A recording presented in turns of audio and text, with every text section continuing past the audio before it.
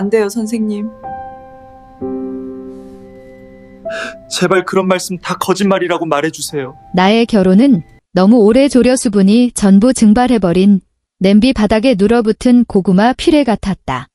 끈적하고 무겁고 숨이 턱 막혔다. 내 이름은 한은성. 해송이류재단 이사장의 외동딸이다. 남들이 보기엔 내 인생은 최고의 시나리오를 손에 쥔 것과 같았다. 명문대를 졸업하고 가업을 물려받을 예정이며 잘생기고 다정한 개천에서 용난 남편 김지훈과 결혼했다. 우리는 경기도 일산의 고급 주상복합 아파트에 살고 딸 예나는 똑똑하고 사랑스럽다.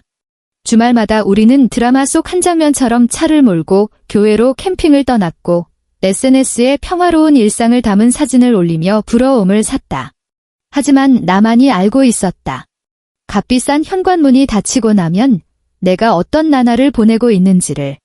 내 남편 김지훈은 아버지가 직접 나를 위해 고른 대릴사위였다. 그는 가난한 집안 출신이었지만 머리가 좋고 성실했으며 사람을 속이기 딱 좋은 잘생긴 얼굴을 가졌다. 아버지는 그의 능력을 높이 샀고 그가 다루기 쉽다는 점도 마음에 들어 하셨다. 그리고 나는 그 시절 그의 잡초 같은 생명력과 그가 연기했던 다정함에 속아 기꺼이 그 구렁텅이로 뛰어들었다. 결혼 후 다정함이라는 가면은 금세 벗겨졌다. 그는 나를 발탁해준 아버지에게는 깍듯했지만 나에게는 형언할 수 없는 원망과 경멸을 쏟아냈다.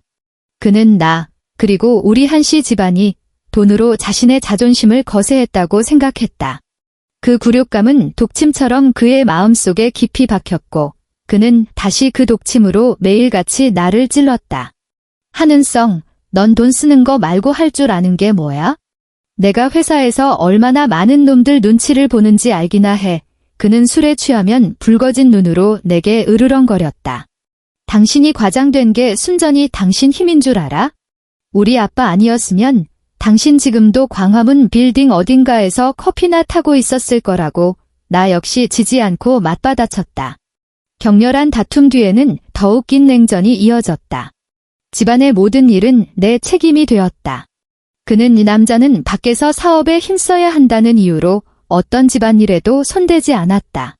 그래서 매년 겨울이 오기 전 온 가족이 겨울 내내 먹을 김치를 준비하는 김장은 나와 집안의 도우미 아주머니, 우리 두 사람만의 전쟁이었다. 수십 포기의 배추를 씻고 절이고 양념을 버무리는 모든 과정은 내 허리를 끊어지게 만들었다. 그런데 김지훈은 모든 것이 끝난 후에야 먼지 하나 묻지 않은 셔츠 차림으로 서재에서 나와 막 담근 김치 한 젓가락을 집어들고는 이렇게 품평했다. 올해는 무채가 좀 굵은 것 같네. 가장 끔찍한 것은 제사였다. 맏며느리로서 나는 모든 제사 음식을 혼자 준비해야 했다. 추석 전날 밤, 다른 집들은 온 가족이 모여 즐거운 시간을 보낼 때 나는 부엌에서 수백 개의 각양각색의 전을 부쳐야 했다. 녹두전, 애호박전, 동태전까지 모든 전은 크기가 일정하고 노릇노릇한 황금빛을 띄어야만 했다. 시어머니와 시누이들은 마치 감독관처럼 옆에 서서 사사건건 지적을 해댔다. 아이고, 은성아. 전 가장자리가 좀 탔잖니. 조상님께 올릴 음식인데 소홀하면 쓰나. 시어머니는 휴지로 입가를 닦으며 까다로운 투로 말했다. 맞아요, 형님. 친정에서 이런 것도 안 배우셨어요? 우리 지훈 오빠가 아주 공주님을 모셔왔네. 공주님을 시누이 김지영이 비아냥거리며 거들었다. 그럼 내 남편 김지훈은? 그는 아버지, 삼촌들과 함께 거실에서 술을 마시며 큰 소리로 떠들어대고 있었다. 이쪽의 고생은 안중에도 없었다. 어쩌다 부엌에 들어올 때면 돕기 위해서가 아니라 재촉하기 위해서였다. 아직 멀었어? 손님들 다 기다리잖아. 그 순간 나는 그의 짜증스러운 얼굴을 보고 온 집안에 가득한 기름 냄새를 맡고 등 뒤에서 들려오는 친척들의 수군거림을 들으며 거대한 허무함과 무력감에 잠식당했다. 나는 이 집의 안주인이 아니라 돈으로 사온 가장 비싼 노예 같았다. 나는 불면증에 시달리기 시작했고 머리카락이 한 움큼씩 빠졌다. 정신과 상담을 받자 의사는 심각한 우울증 상태라고 했다. 지훈에게 대화를 시도했지만 돌아온 것은 그의 비웃음뿐이었다. 우울증. 당신 같은 부잣집 아가씨들은 원래부터 유난이야. 내가 이 집을 위해 밖에서 얼마나 고개를 숙이고 다니는데 내가 우울하대? 당신은 그냥 집에서 편히 지내면서 뭐가 우울하다는 거야? 그 순간 내 마음은 완전히 죽어버렸다. 나는 더 이상 다투지도 눈물을 흘리지도 않고 그저 무감각하게 내 역할을 연기했다. 완벽한 아내, 효심 깊은 며느리, 자애로운 어머니. 다만 내 눈빛은 점점 더 공허해져 갔다. 그러다 나는 내 것이 아닌 향수 냄새를 맡았다. 처음에는 희미하게, 늦게 귀가한 그의 양복 재킷에 섞여 있었다. 시간이 지날수록 그 향은 점점 더 짙어졌다. 20살 초반의 어린 여자들이 쓸 법한 저렴하고 달콤한 과일 향이었다. 뒤이어 설명할 수 없는 카드 사용 내역들이 나타났다. 커플 레스토랑의 계산서, 영화관 티켓, 심지어 홍대 근처의 한 부티크 호텔 결제 알림까지. 내 심장은 보이지 않는 손에 꽉 붙들린 듯 숨 쉴 수 없이 아팠다. 나는 즉시 그를 추궁하지 않았다. 두려웠다. 피투성이의 진실을 마주하는 것이 우리 사이에 남은 이 얇디얇은 위장막마저 유지할 수 없게 될까 봐 두려웠다. 무엇보다 딸 예나가 걱정이었다. 예나는 아빠를 너무나 사랑하는데 어떻게 아빠에게 다른 여자가 생겼다는 사실을 알게 할 수 있을까? 나는 탐정처럼 조용히 증거를 수집하기 시작했다. 그의 차량 블랙박스를 확인하고 휴대폰 통화 기록을 뒤졌다. 박민서라는 이름이 독침처럼 내 눈에 박혔다. 박민서, 23살 지훈의 회사에 근무하는 인턴 사원이었다. 나는 그녀의 SNS 계정을 찾아냈다. 청순한 얼굴과 가녀린 몸매를 가진 풋풋한 젊음으로 가득한 여자였다. 그녀가 올리는 모든 사진은 무심한 척하는 행복을 과시하고 있었다. 값비싼 목걸이, 한정판 가방, 고급 레스토랑의 통유리창을 배경으로 한 사진들. 그리고 그 물건들은 모두 내 눈에 익었다. 전부 내 부속 카드로 결제된 것들이었다. 나를 가장 무너뜨린 것은 그녀가 남긴 한 줄의 글이었다. 드디어 내 영혼의 단짝을 만났다. 그는 어른스럽고 다정하며 나의 모든 강한 척을 꿰뚫어 본다. 우리 사이에 약간의 장애물이 있지만 진정한 사랑을 위해 우리는 무엇도 두렵지 않다. 진정한 사랑. 장애물. 나는 거울에 비친 내 초췌한 얼굴, 눈가의 잔주름, 오랜 노동으로 거칠어진 손을 보았다. 그렇구나. 내가 바로 그 장애물이었다. 나와 내 7살짜리 딸이 그들의 위대한 사랑 이야기 속 악역이자 걸림돌이었던 것이다. 우스웠다. 너무나도 우스웠다. 나는 이것이 지옥의 끝이라고 생각했다. 남편에게 배신당하고 상간녀에게 조롱당하고 바보처럼 속고 있었다.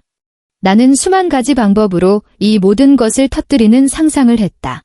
그의 회사로 쳐들어가 사진들을 그의 얼굴에 던지고 모든 사람 앞에서 그의 위선을 벗겨내는 상상을. 하지만 그러지 않았다. 오랜 억압은 나를 인내에 익숙하게 만들었다. 나는 모든 증거를 조용히 저장해두고 마치 송장처럼 나의 완벽한 삶을 계속 연기했다. 나는 기다렸다. 적절한 시기를 혹은 나를 완전히 폭발시킬 기폭제를. 그 기폭제는 어느 비 오는 밤, 내가 꿈에도 상상하지 못했던 방식으로 터져버렸다. 그날 밤, 예나가 갑자기 고열에 시달려 나는 혼자 차를 몰아 우리 재단 병원 응급실로 향했다. 지훈은 회사에 긴급회의가 있어 야근해야 한다고 했다. 나는 그에게 수없이 전화를 걸었지만 그는 받지 않았다. 새벽 2시, 예나의 열이 겨우 내렸다. 나는 지친 몸으로 병상 곁에 앉아 딸의 잠든 얼굴을 보며 마음속 깊은 한기를 느꼈다. 바로 그때 내 휴대폰이 울렸다. 낯선 번호였다. 김지훈 씨 보호자분 되십니까? 전화기 너머의 목소리는 몹시 다급했다. 여기는 서울중앙병원 응급센터입니다. 김지훈 씨가 한 여성분과 함께 심각한 교통사고를 당해 현재 응급처치 중입니다. 즉시 병원으로 와주십시오. 교통사고? 한 여성과? 내 머릿속이 순간 하얗게 비었다. 그 순간 분노조차 느껴지지 않았다. 오직 기이하고 차가운 마비감만이 온몸을 감쌌다. 나는 예나를 당직 수간호사에게 맡기고 미친 듯이 차를 몰아 서울중앙병원으로 향했다. 길 위에는 빗방울이 미친 듯이 차창을 두드렸다. 마치 내 마음속에서 이미 시작된 폭풍우처럼. 내가 응급실로 뛰어 들어갔을 때 마주한 광경은 평생 잊을 수 없을 것이다. 응급실은 아수라장이었다. 코를 찌르는 피비린내와 소독약 냄새가 뒤섞여 있었다. 내 남편 김지훈은 이동식 침대에 누워 목에 두꺼운 붕대를 감고 있었지만 피가 계속해서 배어나왔다. 그의 얼굴은 종이처럼 창백했고 이미 쇼크 상태에 빠져 있었다. 그리고 그의 옆, 다른 침대에는 젊은 여자가 누워 있었다. 바로 박민서였다. 그녀의 상태는 더 심각했다. 한쪽 다리는 하얀 시트로 덮여 있었지만 그 흰색은 이미 피로 붉게 물들어 있었고 간호사가 온 힘을 다해 상처를 압박하며 솟구치는 생명력을 헛되이 막으려 애쓰고 있었다. 보호자분 오셨습니다. 한 의사가 나를 보고 즉시 달려왔다. 김지훈 씨 아내분 맞으시죠? 남편분은 경동맥분지 혈관이 파열되었고 저 여성분 박민서 씨는 대퇴동맥이 파열되었습니다. 두 사람 모두 과다출혈로 인한 출혈성 쇼크 상태라 즉시 수술해야 합니다. 하지만 혈액은행의 A형 RH 혈액 재고가 부족합니다. 긴급히 수혈을 요청했지만 A형 RH 혈액. 나는 침대에 누워있는 두 사람을 차갑게 바라보았다. 김지훈의 셔츠는 찢겨져 있었고 드러난 가슴에는 애매한 손톱 자국과 키스마크가 가득했다. 그리고 박민서, 그녀가 입고 있던 하얀 원피스는 눈이 시릴 정도로 붉었다. 응급실의 조명은 너무나 밝아서 그들의 얼굴에 떠오른 공포와 고통을 남김없이 비추고 있었다. 갑자기 웃음이 나왔다. 이것이 그가 말한 긴급회의였나? 어느 외진 산길에서 그의 진정한 사랑과 차 안에서 뒤엉키다가 너무 격렬한 나머지 차 문 닫는 것조차 잊어버렸고 결국 놀란 들고양이 떼에게 공격이라도 당한 건가? 참으로 기가 막힌 블랙 코미디였다. 주위의 간호사와 의사들은 동정심과 가십이 뒤섞인 눈빛으로 나를 쳐다봤다. 아마도 이 불쌍한 여자가 남편과 상간녀가 함께 이런 꼴을 당한 것을 보고 어떻게 반응할지 궁금해하고 있을 것이다. 통곡을 할까? 아니면 히스테리를 부리며 저주를 퍼부을까? 나는 둘 다 아니었다. 나는 깊이 숨을 들이마셨다. 피비린내가 콧속으로 파고들었지만 오히려 전례 없는 각성감을 느꼈다. 오랫동안 내 마음속에 쌓여있던 모든 원망, 분노, 억울함이 이 순간 이 흥건한 피에 의해 완전히 씻겨나간 듯했다. 남은 것은 오직 얼음처럼 차갑고 단단한 죽음의 고요함뿐이었다. 나는 고개를 들고 그 초조해하는 의사를 바라보았다.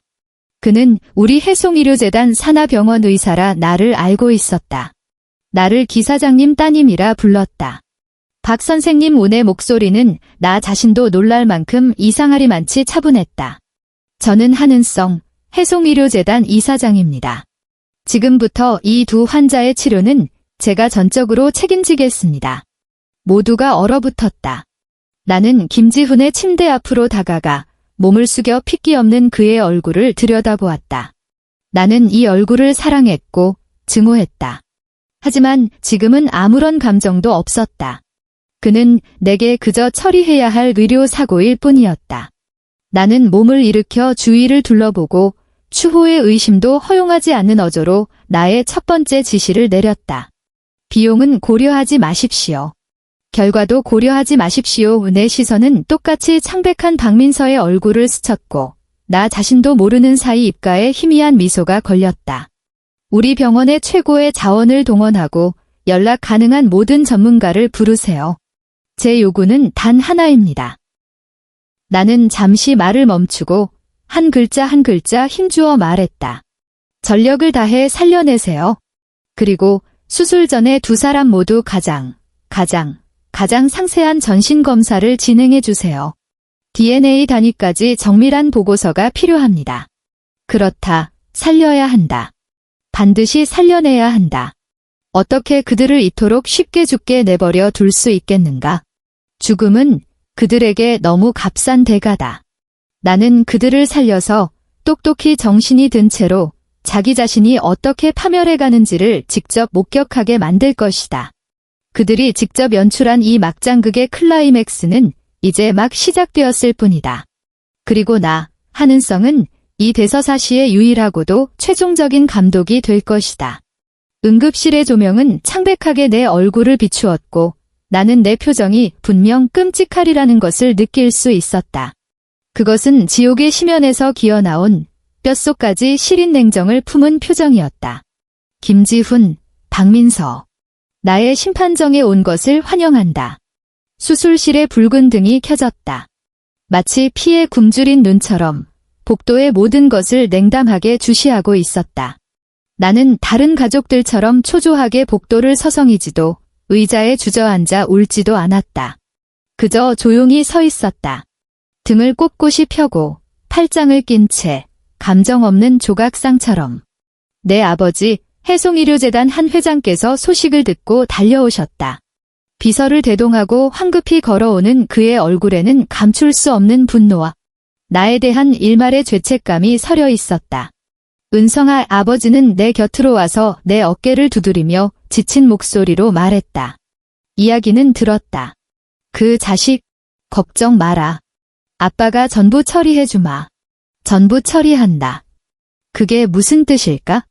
권력을 이용해 이 추문을 덮고 나와 김지훈이 계속해서 금슬 좋은 부부 연기를 하도록 만들겠다는 것일까? 아니면 내게 거액의 보상금을 쥐어주며 대국적으로 생각하라고 하실까?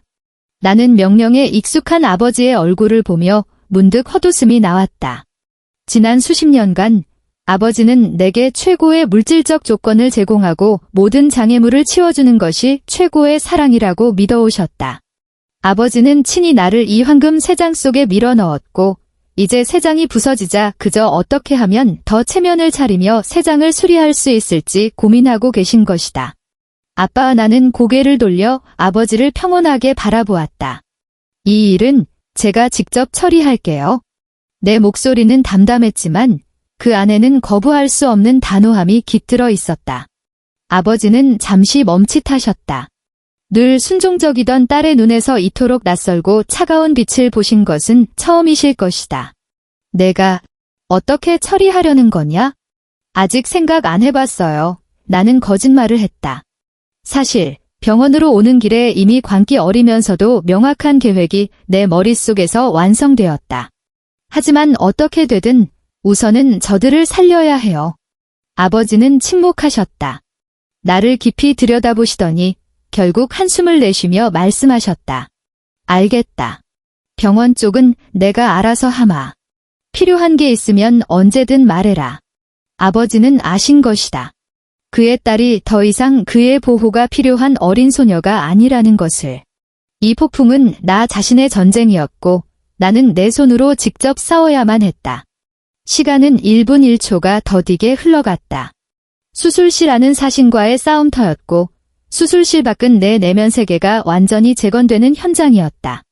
한때 나를 고통스럽게 했던 사랑과 증오는 이제 차가운 벽돌이 되어 내 마음속에 무너지지 않을 견고한 요새를 쌓아 올리고 있었다. 나는 더 이상 김지훈의 아내 한은성이 아니었다. 나는 해송의료재단의 이사장 한은성이었다.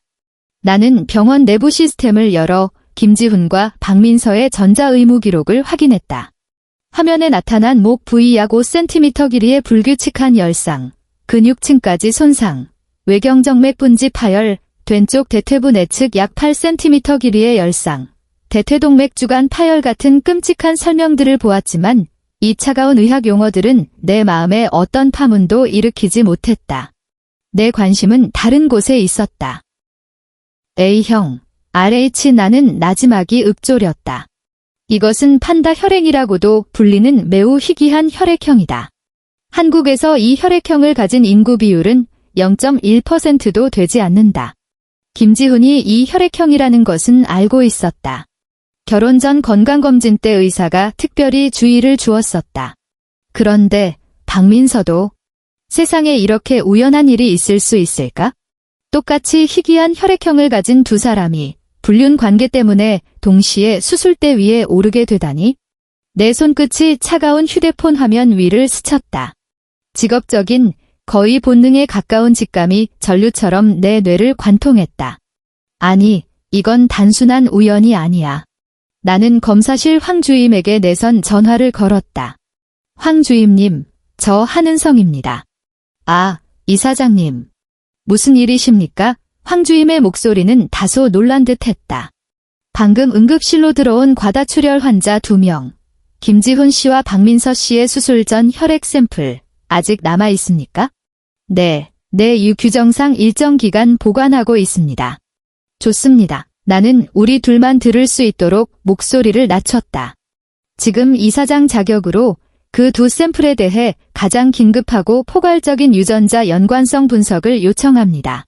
전화기 너머로 몇 초간 침묵이 흘렀다. 황 주임은 똑똑한 사람이었고 이 일의 민감성을 즉시 파악했다. 이사장님, 그 말씀은 친자 확인을 하라는 그런 말 한 적 없습니다. 나는 그의 말을 차갑게 끊었다. 저는 주전자 연관성 분석 보고서가 필요하다고 했습니다. 2 환자는 특수 혈액형 보유자이며 수술실에 들어가기 전 심각한 교차 감염의 위험이 있었습니다. 병원 관리자로서 모든 잠재적인 의료 분쟁과 윤리적 위험을 배제하기 위해 우리는 보관용 상세 보고서가 필요합니다. 제 말 뜻 아시겠습니까? 나는 윤리적 위험이라는 단어를 특히 힘주어 말했다. 황 주임은 즉시 알아차렸다. 알겠습니다. 무슨 말씀이신지 충분히 알겠습니다. 걱정 마십시오, 이사장님. 제가 직접 감독하여 가장 빠른 시간 내에 가장 정확한 보고서를 올려드리겠습니다. 전화를 끊고 나는 길게 숨을 내쉬었다. 가슴을 짓누르던 거대한 돌덩이가 조금 움직이는 것 같았다. 나는 어떤 결과를 기대하는지 몰랐다. 하지만 내가 우연히 발견한 이 실마리가 상상도 못한 거대한 그물을 짜게 해줄지도 모른다는 것은 알았다. 몇 시간 후 수술실의 등이 마침내 꺼졌다. 집도의이자 우리 병원에서 가장 권위 있는 외과 전문의인 박 원장이 마스크를 벗고 지친 얼굴로 내게 다가왔다. 이사장님, 수술은 성공적이었습니다. 그가 침착한 목소리로 말했다. 2 환자 모두 목숨은 건졌습니다. 김 선생님의 목혈관은 봉합되었고 박 양의 대퇴동맥도 성공적으로 복원했습니다. 실혈이 많았지만 추후 감염만 없다면 생명에는 지장이 없을 겁니다. 고생하셨습니다. 박 원장님. 나는 표정 없이 가볍게 고개를 끄덕였다. 하지만 박 원장은 말을 잇지 못하고 내 뒤에 서 계신 아버지를 힐끗 보며 난처해했다. 괜찮으니 말씀하세요. 나는 계속하라는 신호를 보냈다. 박 원장은 잠시 망설이다가 결국 목소리를 낮춰 말했다. 박양의 상처를 봉합하던 중 저희가 발견한 것이 임신 6주 차였습니다. 임신 6주. 이 단어는 총알처럼 정확하게 내 심장을 관통했다. 이미 예상했던 일이지만 직접 그 사실을 듣자 숨이 멎는 것 같았다. 6주 전은 바로 나와 김지훈의 결혼 기념일이었다. 그날 그는 회사 워크숍을 핑계로 외박을 했다.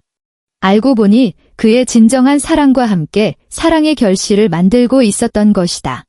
나는 등 뒤에서 아버지의 몸이 순간적으로 굳어지고 불을 뿜을 듯한 눈빛을 보내는 것을 느낄 수 있었다. 그러나 나는 그저 가볍게 답하는 소리를 냈을 뿐이다. 아이는 괜찮나요? 나는 오늘 날씨를 묻는 것처럼 평온한 목소리로 물었다. 박 원장은 놀란 눈으로 나를 쳐다보았다. 아내가 할 질문이라고는 믿기지 않는 듯했다. 그는 몇 초간 멍하니 있다가 대답했다. 과다출혈과 수술 중 사용된 마취제 및 약물 때문에 아이는 지킬 수 없었습니다. 수술 과정에서 이미 소파 수술을 진행했습니다. 그런가요? 나는 고개를 끄덕였다. 다행이네요. 다행이다. 나는 태어나지 못한 생명에 대해 안타까워하는 것이 아니었다.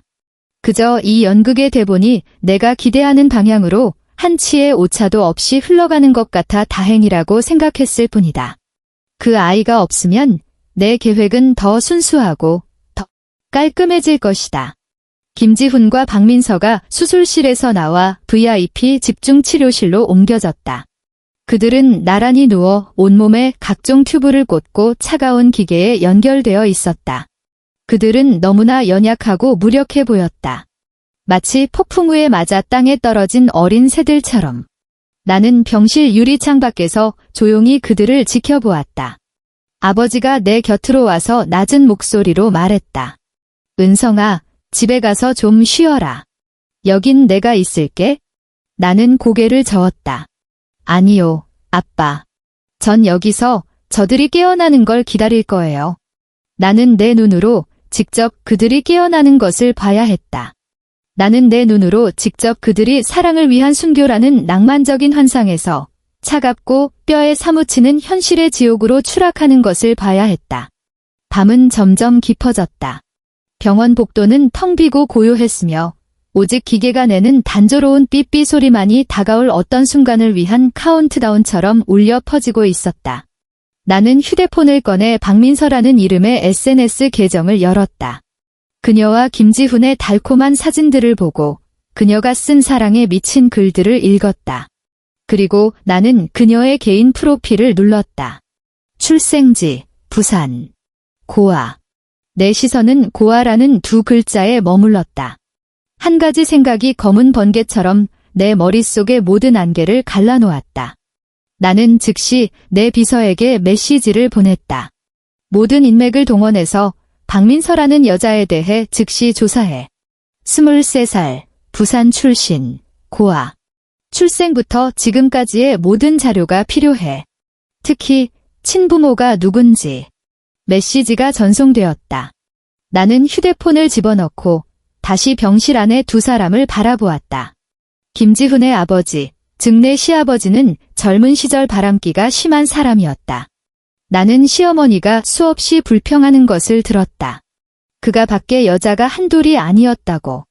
나중에 김지훈의 할머니가 죽음으로 협박해서야 겨우 수그러들었다고 했다.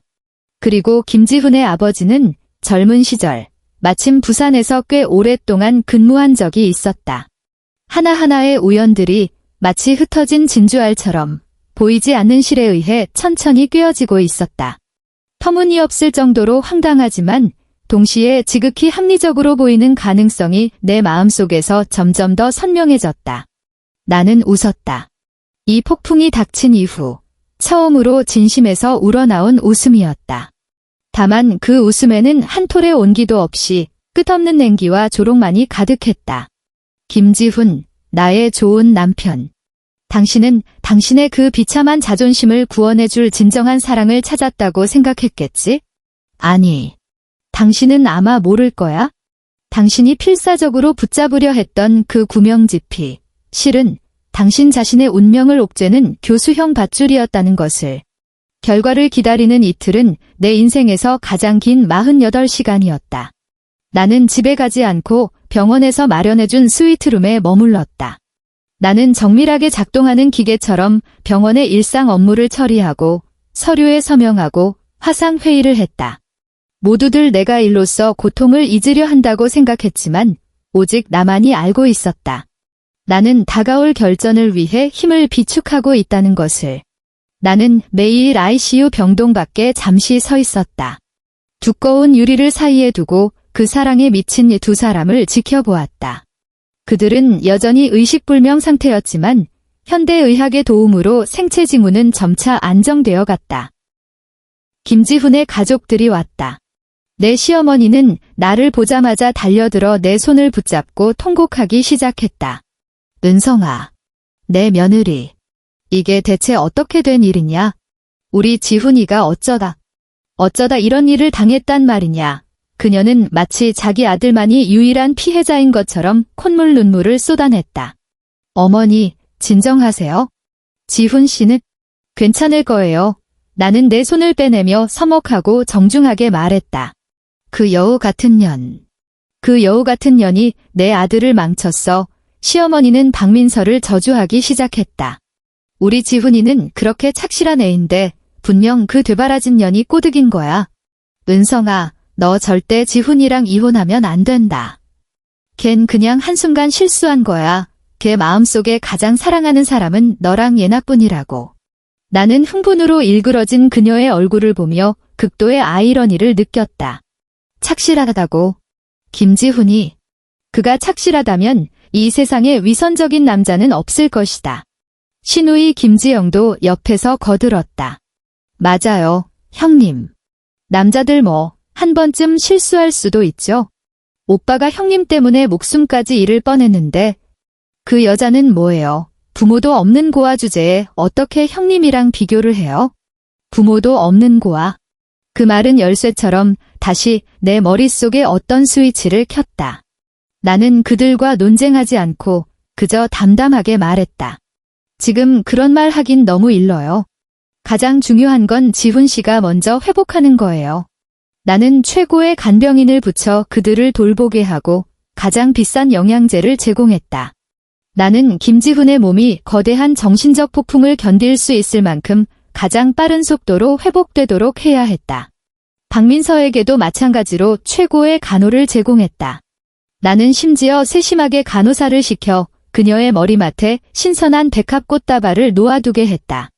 그녀가 SNS에 백합을 가장 좋아한다고 쓴 것을 기억하고 있었기 때문이다. 나는 그녀가 깨어난 후 가장 먼저 이런 세심한 배려를 느끼게 하고 싶었다. 그녀가 나라는 본처를 그저 모르고 속이기 쉬운 성모 마리아쯤으로 여기게 만들고 싶었다. 그래야만 진실이 밝혀졌을 때 그녀의 절망이 더욱 처절해질 테니까. 48시간째 되던 오후, 나는 2개의 보고서를 받았다. 첫 번째는 내 비서가 보낸 박민서의 신상에 대한 상세 조사 보고서였다. 자료에 따르면 박민서는 실제로 부산의 한 보육원에서 자랐다.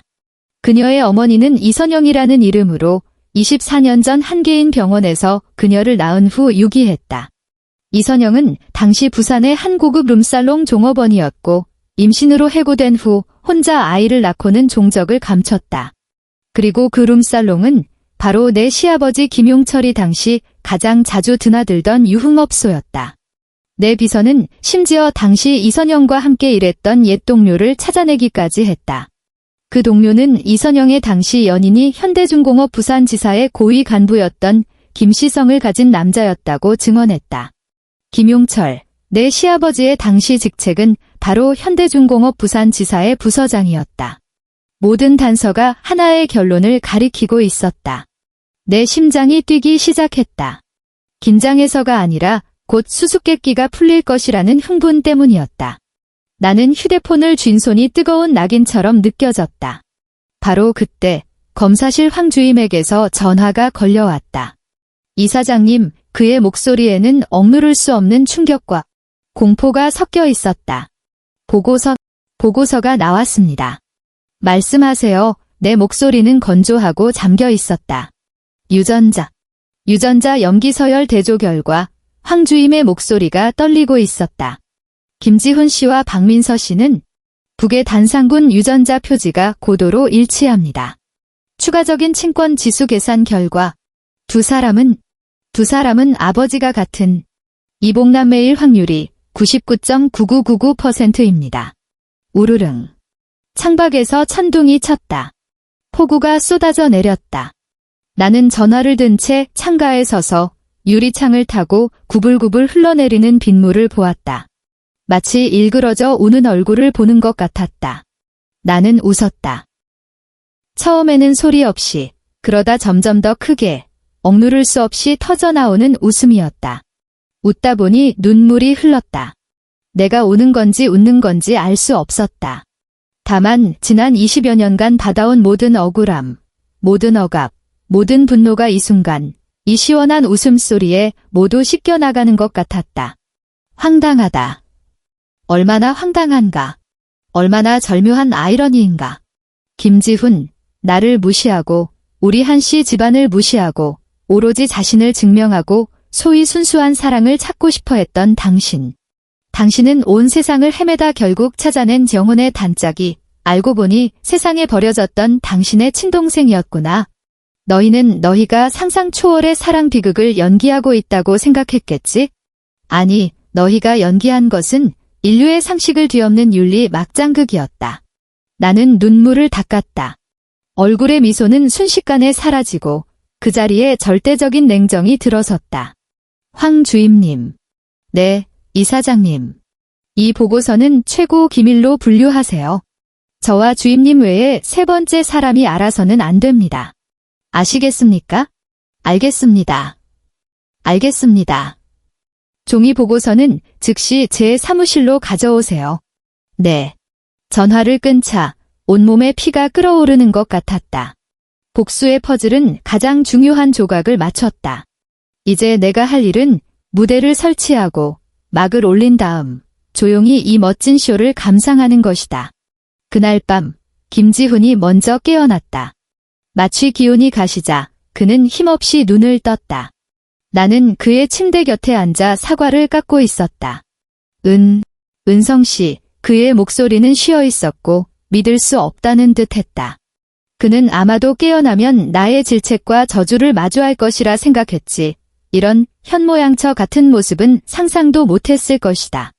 나는 과도를 내려놓고 깎은 사과를 작은 조각으로 잘라 이쑤시개로 찍어 그의 입가에 가져다 댔다. 깼어요. 몸은 좀 어때요? 내 목소리는 물이 나올 듯이 부드러웠다. 그는 먹지 않고 그저 멍하니 나를 바라보았다. 그의 눈빛에는 죄책감과 불안감이 가득했다. 미안해. 왜 미안해요? 나는 미소 지으며 휴지로 그의 이마에 맺힌 땀을 부드럽게 닦아주었다. 부부 사이에 미안하다는 말은 하는 거 아니에요?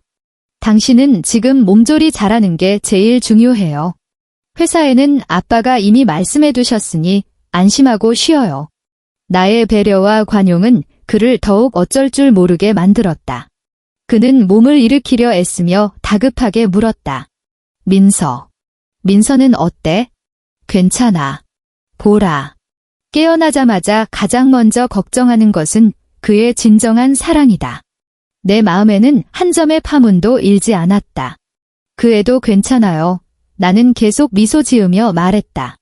바로 옆 병실에 있고 수술도 잘 됐어요. 걱정 말아요. 내가 두 사람 다 잘 돌봐줄 테니까. 내 미소는 분명 천사처럼 따뜻했을 것이다. 하지만 김지훈에게는 아마 악마의 미소보다 더 두렵게 느껴졌을 것이다. 그는 입을 열어 무언가 말하려 했지만 결국 아무 말도 하지 못했다. 다음 날 박민서도 깨어났다. 나는 그녀를 보러 갔다. 그녀는 침대에 누워 창백한 얼굴로 나를 보자마자 마치 상처 입은 작은 짐승처럼 저기와 경계심 가득한 눈빛을 보냈다. 여긴 뭐 하러 왔어요? 내 꼴이 우스워서 구경하러 왔어요. 그녀가 입을 열었다. 목소리는 힘이 없었지만 날카로웠다. 나는 화내지 않았다. 나는 신선한 백합 꽃다발을 꽃병에 꽂으며 부드럽게 말했다. 비웃으러온 거 아니에요? 당신에게 고마워하러 왔어요. 그녀는 멍해졌다. 나한테 고맙다고요? 나는 그녀의 침대 곁 의자에 앉아 진심 어린 눈빛으로 그녀를 바라보았다. 김지훈 씨가 다시 자기 자신을 찾을 용기를 갖게 해줘서 고마워요. 지난 몇 년간 그는 아주 억압된 채 살았어요. 나도 알아요. 그 사람이 나랑 함께하면서 행복하지 않았다는 거. 그 사람에게 필요한 건 당신처럼 순수하고 열정을 가져다 줄 수 있는 사랑이었어요. 내 말에 박민서는 완전히 얼어붙었다. 그녀는 아마 나의 분노에 대응하기 위해 수많은 변명을 준비했겠지만 내가 이런 반응을 보일 줄은 상상도 못했을 것이다. 무슨 뜻이에요? 제 뜻은 분명해요. 나는 한숨을 쉬며 슬프고 어쩔 수 없다는 표정을 지었다. 두 사람을 이뤄주기로 결심했어요. 몸 좀 괜찮아지면 지훈 씨랑 이혼할 거예요. 그 사람이 더 이상 그렇게 고통스러워하는 걸 볼 수가 없네요. 박민서의 눈이 순간적으로 빛났다. 그것은 승리감, 기쁨, 그리고 믿을 수 없다는 감정이 뒤섞인 복잡한 빛이었다. 정말이에요? 물론이죠. 나는 심지어 그녀의 손을 잡았다. 그녀의 손은 차가웠다. 민서 씨, 사랑에는 잘못이 없어요.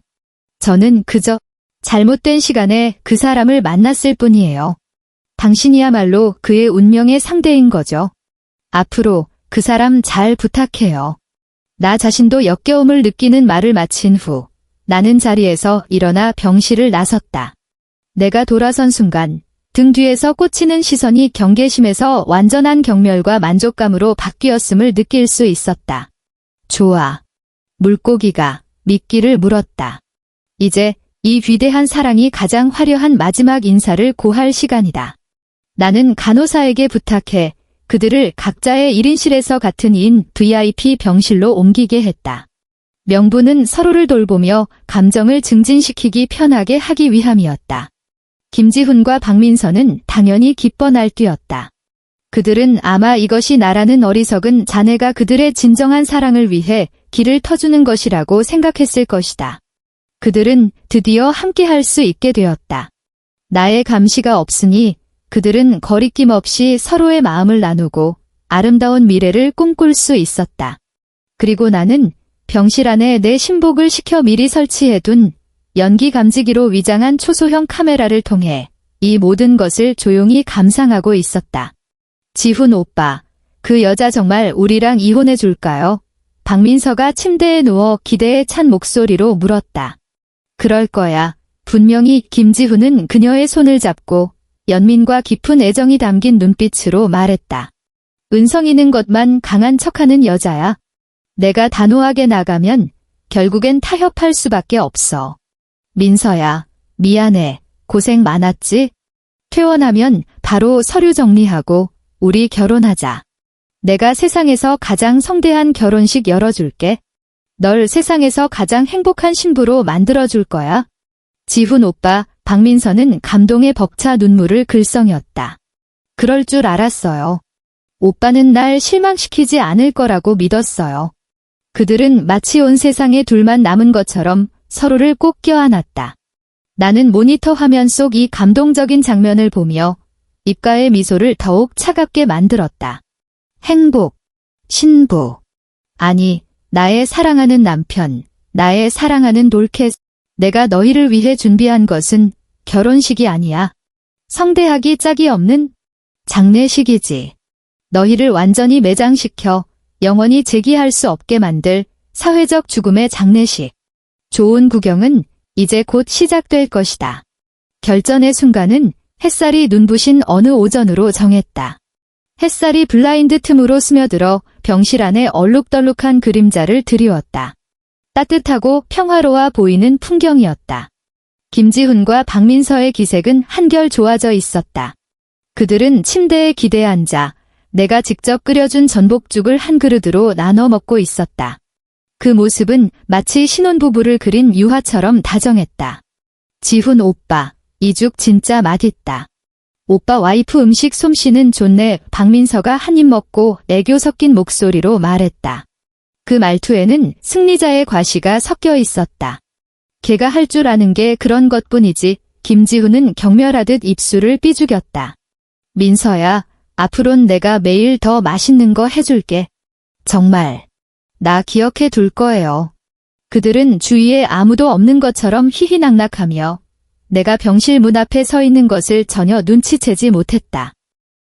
나는 바로 들어가지 않고 조용히 그들을 지켜보았다. 그들의 지금 이 행복하고 달콤한 표정을 뇌리에 깊이 새겨두었다. 곧 이 얼굴이 극도의 공포와 절망으로 완전히 일그러질 테니까. 나는 가볍게 문을 노크했다. 들어오세요. 김지훈의 목소리에는 약간의 짜증이 섞여 있었다. 나는 문을 열고 들어섰다. 얼굴에는 언제나처럼 온화한 미소를 띠고 있었다. 회복이 빠른가 보네요. 나를 보자 그들의 얼굴에서 웃음기가 순식간에 사라졌다. 김지훈의 눈빛은 어딘가 피하는 기색이었고 박민서는 노골적으로 도발적인 표정을 지었다. 무슨 일이에요? 김지훈이 차갑게 물었다. 물론 할 얘기가 있죠. 나는 그들의 침대 사이 탁자로 다가가 가방에서 2개의 서류를 꺼냈다. 하나는 이미 작성해둔 이혼 합의서였고 다른 하나는 방금 황 주임에게서 받아온 누런 봉투에 담긴 DNA 보고서였다. 나는 먼저 이혼 합의서를 김지훈 앞에 밀어놓았다. 이혼 서류예요. 저는 이미 서명했어요. 재산은 아무것도 필요 없어요. 제 요구는 단 하나, 예나의 양육권은 반드시 제가 가져야 해요. 면접 교섭은 언제든 가능하고요. 김지훈은 그 서류를 보고 눈에 희열이 스쳤다. 그는 아마 내가 이렇게 깔끔하고 이렇게 사리분별 짙게 나올 줄은 몰랐을 것이다. 그는 조급하게 펜을 집어들고 조항을 거의 읽지도 않은 채 서명하려 했다. 서두르지 말아요. 나는 그의 손을 눌렀다. 그리고 나는 박민서를 향해 여전히 자비로운 표정으로 말했다. 민서 씨, 지훈 씨를 위해 많은 것을 희생했다는 거 알아요. 아이를 잃어서 많이 힘들었죠? 아이 이야기가 나오자 박민서의 얼굴이 하얗게 질렸지만 이내 다시 오만한 표정으로 돌아왔다. 그건 저와 지훈 오빠 사랑의 증표였어요. 후회하지 않아요. 그런가요? 참 위대한 사랑이네요. 나는 고개를 끄덕이고 그 누런 봉투를 두 사람 사이로 밀었다. 이게 뭐예요? 김지훈이 경계하며 물었다. 선물이에요. 나는 미소 지으며 말했다. 이 비운의 연인에게 주는 선물. 새로운 삶을 시작하기 전에 반드시 알아야 할 게 있을 것 같아서요. 그들은 서로를 쳐다보며 의아한 눈빛을 교환했다. 김지훈은 망설이며 손을 뻗어 그 누런 봉투의 봉인을 뜯었다. 그는 안에서 몇 장의 종이를 꺼냈다. 그것은 검사실에서 발급한 형식이 엄격한 유전자 검사 보고서였다. 그들이 이해할 수 없는 전문 용어와 데이터 그래프로 가득 차 있었다. 이게 다 뭐야? 김지훈이 짜증스럽게 종이를 넘겼다. 서두르지 말고 마지막 페이지를 봐요. 내 목소리는 바람처럼 가벼웠다. 결론은 마지막 페이지에 있으니까. 김지훈은 반신반의하며 보고서의 마지막 페이지를 넘겼다. 박민서도 궁금한 듯 머리를 들이밀었다. 그리고 나는 보았다. 나는 김지훈의 동공이 한순간에 바늘 끝처럼 작아지는 것을 보았다. 그의 얼굴에서 핏기가 눈에 보이는 속도로 빠르게 사라져 벽보다 더 창백해졌다. 보고서를 쥔 그의 손이 격렬하게 떨리기 시작했고 그 종이 몇 장이 사락사락 소리를 냈다. 아니야. 이건 불가능해. 그의 입술이 떨리며 짐승 같은 조리 없는 울부짖음이 터져나왔다. 이건 가짜야. 내가 위조한 거야. 한은성, 이 악독한 여자. 박민서도 그 글자를 보았다. 굵은 고딕체로 인쇄된 마치 최종 심판과도 같은 그 결론을 DNA 유전 표지 분석 결과 검체 A 김지훈과 검체 B 박민서는 친권 확률 99.9999%로 이복남매 관계가 성립함. 그녀의 표정은 김지훈보다 더 극적이었다. 처음에는 멍하니, 그 다음에는 충격, 마지막으로는 극도의 뼛속까지 파고드는 공포와 역겨움이었다. 그녀의 얼굴이 순간적으로 일그러지더니 위장이 뒤집히며 몸을 숙여 두액 소리와 함께 방금 마신 전복죽을 모두 토해냈다. 위산과 음식이 뒤섞인 시큼한 냄새가 순식간에 병실 전체에 퍼졌다. 아니야. 이건 사실이 아니야. 사실이 아니야. 박민서는 구토를 하면서 히스테릭하게 소리 질렀다. 거짓말이야. 이 나쁜 년. 우리한테 거짓말하는 거야. 나는 눈앞에 이 인간 비극을 차갑게 바라보았다. 마음속에는 한 톨의 연민도 없이 오직 원수를 갚은 듯한 차가운 쾌감만이 가득했다. 내가 거짓말을 한다고요. 나는 웃기 시작했다. 웃음이 멈추지 않았다. 김지훈 씨, 잘 생각해봐요. 당신 아버지, 김용철 씨, 24년 전에 현대중공업 부산지사에서 근무하지 않으셨나요? 그리고 당신 옆에 이 순결한 연인에게 물어봐요. 그녀의 어머니가 이선영이라는 이름이고 당시에 부산의 한 룸살롱에서 일하다가 혼전 임신으로 쫓겨나지 않았는지. 내 한마디 한마디가 무거운 망치처럼 김지훈의 심장을 내리쳤다. 그의 몸이 걷잡을 수 없이 떨리기 시작했고 눈빛의 마지막 한 줄기 희망마저 완전히 꺼져버렸다. 그는 누구보다도 아버지의 젊은 시절 풍류를 잘 알고 있었다. 그는 획 고개를 돌려 구토와 공포로 눈물 콧물이 범벅이 된 박민서의 얼굴을 뚫어져라 쳐다보았다. 그가 한때 그토록 매료되었고 순결무구하다고 생각했던 그 얼굴이 지금 그의 눈에는 그의 가문의 추악한 역사를 비추는 거울로 보였다. 너, 내 엄마. 정말 이선영이야. 그의 목소리는 목구멍에서 쥐어짜는 것 같았다. 박민서는 이미 무너져 있었다. 그녀는 그저 고개를 저으며 불분명한 목소리로 아니야를 반복할 뿐이었다. 대답해. 김지훈이 갑자기 미친 듯이 그녀의 어깨를 붙잡고 세차게 흔들었다. 아, 박민서가 비명을 질렀다. 그만해요. 나는 차갑게 입을 열어 이 소동을 제지했다. 더 이상 자기 기만은 그만두세요. 사실은 눈앞에 있어요. 당신들 이복남매예요. 이복남매. 그 네 글자는 마지막 사형선고처럼 그들의 마지막 이성의 끈을 끊어버렸다. 김지훈은 손을 놓고 넋이 나간 채 침대 위로 주저앉았다. 그의 눈은 텅 비어 있었고 마치 영혼이 뽑혀나간 듯 했다. 그는 자신의 손을 보고 다시 박민서를 보았다. 얼굴에는 극도의 혐오감과 자기 혐오가 드러났다.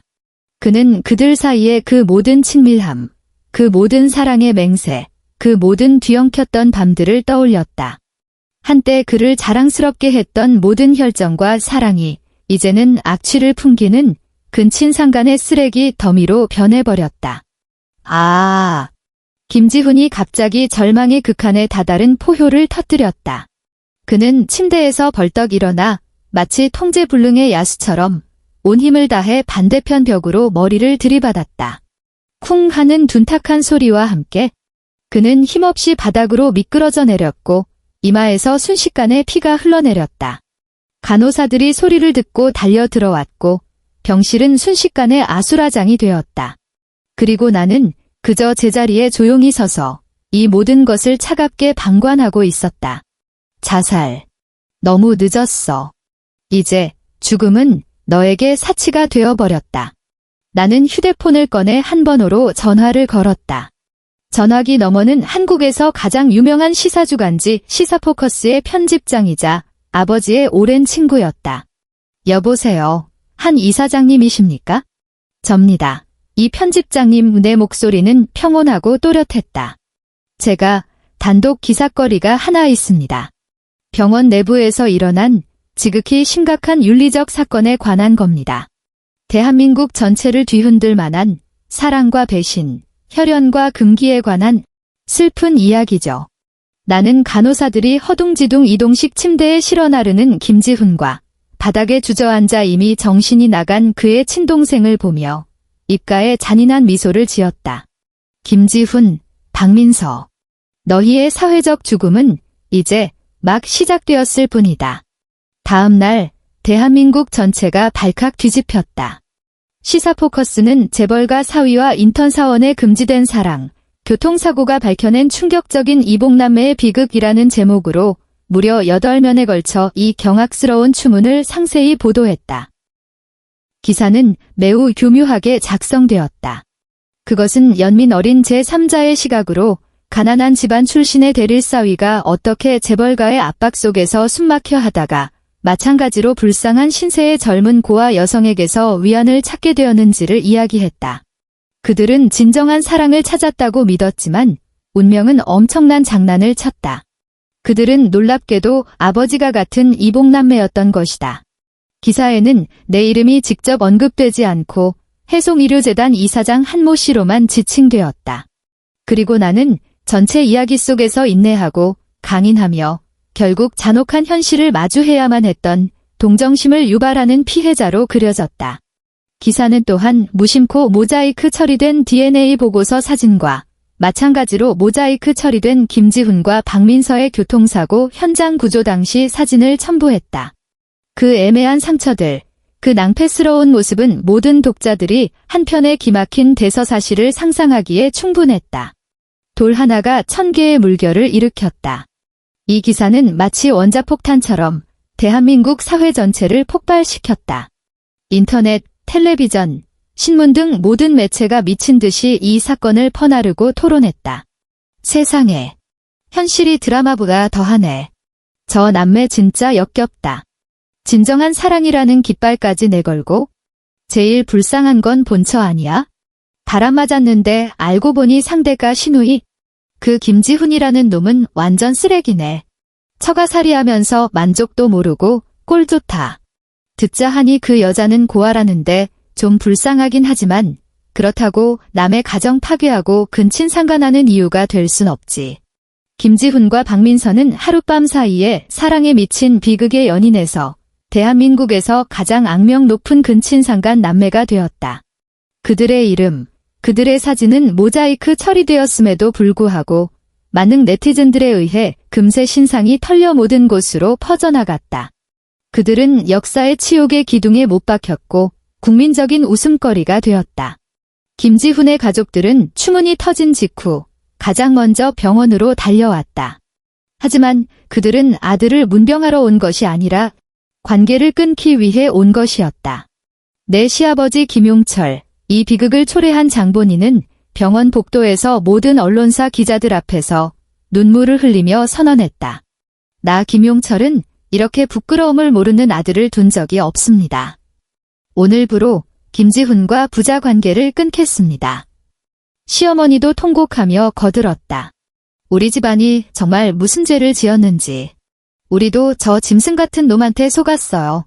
그들은 마치 자신들이 가장 무고한 피해자인 것처럼 너무나 실감나게 연기했다. 나는 그 광경을 보며 냉소했다. 이제 와서 관계를 끊는다고? 당시에 내 앞에서 나를 비난하며 당신들의 착실한 자들을 감쌌던 것은 누구였나? 김지훈의 회사도 즉시 성명을 발표하고 회사의 도덕 규범을 심각하게 위반하고 극히 악랄한 사회적 영향을 초래했다는 이유로 그를 해고 조치했다. 내 아버지 한 회장께서는 기자회견을 열었다. 회견장에서 그는 침통한 표정으로 해송의료재단이 공식적으로 김지훈과의 모든 직무관계를 해제하고 나를 대신해 집안의 불행에 대해 대중에게 사과한다고 발표했다. 동시에 이혼 절차를 공식적으로 시작할 것이라고도 밝혔다. 김지훈은 단 24시간 만에 모든 것을 잃었다. 가정, 명예, 직업, 그리고 그의 그 비참한 사랑까지. 그의 벽에 머리를 박은 자살 시도는 가벼운 뇌진탕으로 끝났다. 깨어난 후 그가 마주한 것은 이처럼 모든 이에게 버림받고 재기불능의 나락으로 떨어진 세상이었다. 내가 그를 마지막으로 만난 것은 소독약 냄새가 가득한 평범한 사인실 병실에서였다. 아버지가 그의 모든 VIP 대우를 중단했기 때문에 그는 이곳으로 옮겨졌다.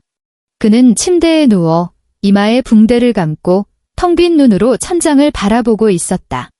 마치 모든 생명력을 빨아먹힌 꼭두각시 같았다. 한때 그토록 잘생기고 당당했던 남자는 완전히 사라져 버렸다. 나는 그의 침대 곁으로 다가가 그가 미처 서명하지 못한 이혼 합의서와 또 다른 서류 한 뭉치를 그의 침대 머리맡 탁자 위에 놓았다. 그는 천천히 고개를 돌려 나를 보았다. 그의 눈에는 분노 대신 잿빛 같은 절망만이 남아 있었다. 이제 만족해. 그의 목소리는 낡은 풀무처럼 쉰 소리를 냈다. 만족. 나는 고개를 저으며 평온하게 그를 바라보았다. 김지훈 씨, 당신은 틀렸어. 내가 한 이 모든 일은 당신을 고통스럽게 하기 위해서가 아니야. 나 자신을 당신이 만든 이 지옥에서 걸어 나오기 위해서였어. 나는 침대 머리맡에 다른 서류 뭉치를 가리켰다. 이건 당신과 박민서 씨가 입원해서 지금까지 발생한 모든 의료비 청구서예요. 총 2억 3천만 원인 내가 일단 대신 지불했어요. 이건 계산서니까 퇴원 후에 갚아줘요. 물론 돈이 없다면 내 변호사가 당신과 이야기할 거예요. 그의 몸이 격하게 한 번 떨렸다. 그리고 나는 계속 말했다. 우리 아파트는 내 혼전 재산이야. 이혼 후에 당신은 나가줘요. 당신 명의의 그 차는 내 돈으로 산 거니까 내가 회수할 거야. 당신이 우리 재단에서 가진 모든 주식은 우리의 혼인관계에 기반하여 아버지가 증여한 거야. 이혼 후에는 전부 회수될 거야. 내가 한마디 할 때마다 그의 얼굴은 한 겹씩 더 창백해졌다. 나는 그가 한때 의지하고 자랑스러워했던 모든 것을 하나하나 그의 몸에서 전부 벗겨냈다. 나는 그가 온 곳으로 그대로 돌아가게 만들고 싶었다. 아니, 그는 돌아갈 수도 없었다. 이제는 그가 돌아갈 고향마저도 그를 버렸으니까. 하는성, 그는 나를 보며 마침내 두 줄기 혼탁한 눈물을 흘렸다. 너 정말 독하다. 독하다고 나는 웃었다. 그것은 이 모든 시간 동안 가장 편안하고 가장 후련한 웃음이었다. 당신이 나에게 한 모든 일에 비하면 이 정도 독함이 뭐 대수라고? 김지훈, 당신의 가장 큰 문제는 바람을 피운 것도 어리석은 것도 아니야. 당신의 그 비열한 자존심이야. 당신은 우리 한씨 집안이 주는 모든 것을 누리면서 동시에 마음속 깊이 그것들을 경멸했지. 당신은 당신의 무능과 원망을 전부 내게 쏟아내고 그러고 나서 더 약하고 더 무지한 여자에게서 당신의 그 가련하고 거짓된 지배감을 찾으려 했어. 당신은 틀렸어. 당신은 억압받는 개천용이 아니었어. 당신은 그저 욕망과 허영심에 잡아먹힌 비참한 기생충일 뿐이야. 이제 게임은 끝났어. 나는 이 마지막 말을 남기고 더 이상 그를 쳐다보지 않은 채 등을 돌려 당당하게 병실을 걸어 나왔다. 문 밖은 햇살이 찬란했다. 나는 깊이 숨을 들이마셨다. 공기마저 전례 없이 상쾌하게 느껴졌다. 박민선은 정신적으로 큰 충격을 받아 심각한 스트레스 장애를 겪게 되어 정신병원으로 이송되었다. 아마도 세상과 단절된 그곳에서야 그녀는 이 황당한 악몽을 천천히 소화할 수 있을 것이다. 물론 그녀의 치료비도 나는 한 푼도 빠짐없이 그녀의 좋은 오빠 김지훈에게 청구할 것이다. 몇 달 후, 나와 김지훈의 이혼 절차는 마침내 끝났다. 그날 나는 차를 몰아 예나의 발레 학원으로 데리러 갔다. 햇살 아래 분홍색 연습복을 입은 예나는 마치 행복한 작은 백조처럼 나를 향해 달려왔다. 엄마. 나는 몸을 숙여 그녀를 꼭 껴안았다. 내 딸, 내 보물. 그녀를 위해서라면 내가 한 모든 일은 가치가 있었다. 엄마, 우리 오늘 어디 가요? 그녀가 작은 얼굴을 들고 물었다. 나는 그녀의 맑고 한 점의 그늘도 없는 눈을 보며 웃었다. 우리 집에 가자. 그래, 집에 가자. 진정으로 우리 자신의 것인 따뜻하고 안전하며 더 이상 거짓과 배신이 없는 집으로. 차는 한강 다리 위를 달리고 강바람이 내 머리카락을 스쳤다. 나는 백미러로 한때 나를 가두었던 도시가 천천히 멀어지는 것을 보았다. 내 인생, 나는 내 손으로 그것을 진흙탕 속에서 다시 일으켜 세웠다. 나는 한은성이다. 더 이상 누군가의 아내도 누군가의 며느리도 아니다. 나는 그저 나, 예나의 엄마, 그리고 해송의료재단의 이사장이다. 이 길고 긴 전쟁의 유일하고도 최종적인 승리자다.